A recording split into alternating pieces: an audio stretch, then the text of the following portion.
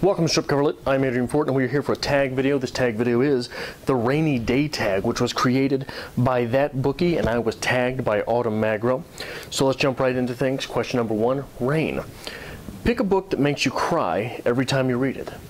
Well, I think I have to go with Harry Potter. It doesn't matter which book of the Harry Potter series. Every time I look at Harry Potter, I cry a little bit on the inside and probably the outside as well. It's hard to tell. I'm in that dark of a place when I see it. And even, yeah, I don't like it. I don't like it. So, question two. Puddle. Pick a book where the world is underwater or mostly around water. Now, seeing as Autumn is a big Jane Austen fan, I'm going to have to go with Sense and Sensibility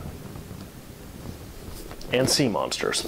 I took a Jane Austen class in college during my undergrad degree, and apparently there is a large, I don't know if I could call it a tradition, but basically around Jane Austen where people will write spoofs, or people will expand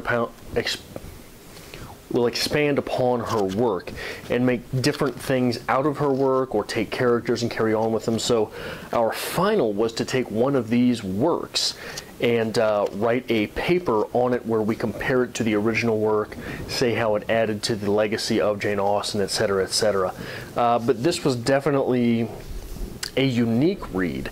I will not say that it's good, but if you are a Jane Austen fan, it's probably worth reading just to see the different things that people do with her work.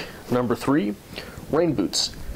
Pick a book where a character is pick a book with a character with a damned soul.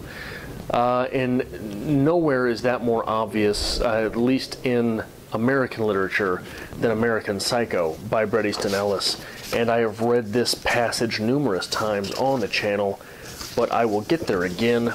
This is the opening paragraph to the novel. "Abandon all hope, ye who enter here," is scrawled in blood red lettering on the side of the chemical bank near the corner of 11th and 1st. And is in print large enough to be seen from the backseat of the cab as it lurches forward in traffic, leaving Wall Street, and just as Timothy Price notices the words, a bus pulls up, the advertisement for Les Mis on the side, blocking his view.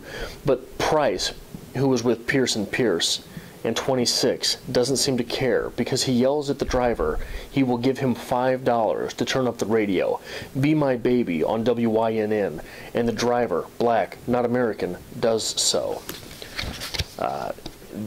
What a way to jump straight into things. And yeah, just if you have not ventured into Bret Easton Ellis, this is a great place to start, and you'd better be ready to see some stuff. Number four, umbrella. Pick a book that was big and comforting. For me, the biggest, most comfortable book that I know is The Complete Works of Emily Dickinson. It is a book which is easy to pick up from time to time when life itself may be rainy, and flip to some small poem somewhere in the middle of this thing, and just find someone looking back out of the book at you. And that is something that has helped me get through many a dark days. This is the edition edited by Thomas H. Johnson. It is The Complete Works of Emily Dickinson, which, as I understand, is increasingly hard to find, and that's troubling. That is a troubling fact about today's world. Rainy day movie. Pick a book that was turned into a movie that you love to watch on rainy days.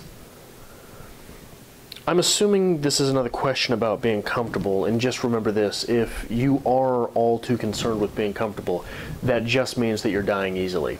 Do not go gentle into that good night. Number six, coffee. Name a book that you couldn't get enough of. The hot, steamy romance of mice and men. Next question, 7, Poncho. Pick a book with a main character who has an amazing best friend. Insert young adult title here. Next question. 8, Gutters. Pick a book where the world is dirty and gritty and grimy in the way that you imagine it. For me, I had to go with Great Gatsby here because I think that The Great Gatsby is a great example of a collection of characters who all have their own best interest in mind, and if you are reading carefully enough, you can see those things coming out in the text.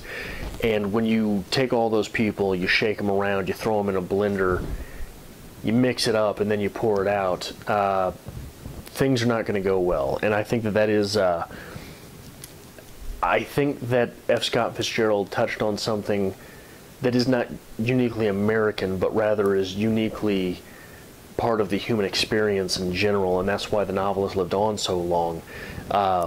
It is something very, very human that he found. He just put American clothes on it.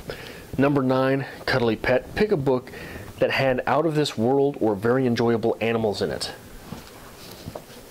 Slaughterhouse 5 by Kurt Vonnegut.